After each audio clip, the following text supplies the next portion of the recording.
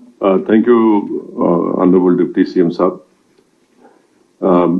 My party stand is that we welcome today's meeting, which has been called by the government of Telangana, headed and it was chaired by the Deputy CM. I feel that the government of India is not treating fairly and justly with the people of Telangana. And it is very unfortunate that despite having 8 MPs from BJP and some of them are union ministers, justice is not being done to Telangana in terms of sanctioning of projects. Our only demand is that on the basis of parity, what is being given to other states, that same should be sanctioned and approved to the state of Telangana. For example, the Honorable Prime Minister in his many speeches when he had come to Telangana had talked about this RRR road. He said it in one public meeting also. Now this has to be sanctioned by, the state government has approved a tripartite agreement. It was sent to the Ministry of National Road Transport Highways. That is yet to be sanctioned. And secondly, Metro Rail Phase 2, an amount of 24,269 crores. Ministry of Urban Development must sanction it. A proposal has been sent.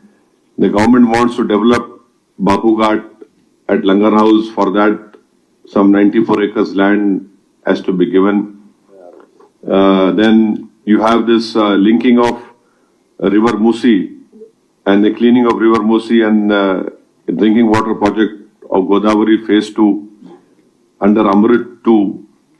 A proposal has been sent to sanction 7,400 crores as financial assistance so that this water problem can be solved in Hyderabad and surrounding urban agglomeration.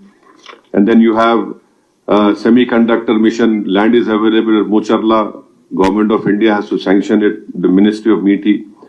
And then IPS officers, Kerala, Assam, Meghalaya, Punjab, Jharkhand are smaller than Telangana, but they have more IPS officers. A proposal was made by the state of Telangana to increase the existing cadre strength. That has not been approved.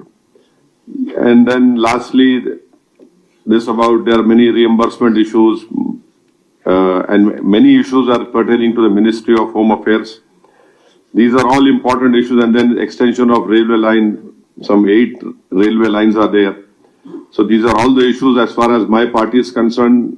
In Parliament and outside Parliament will be definitely raising these issues so that justice is done to Telangana and development is done, the share of Telangana has been given.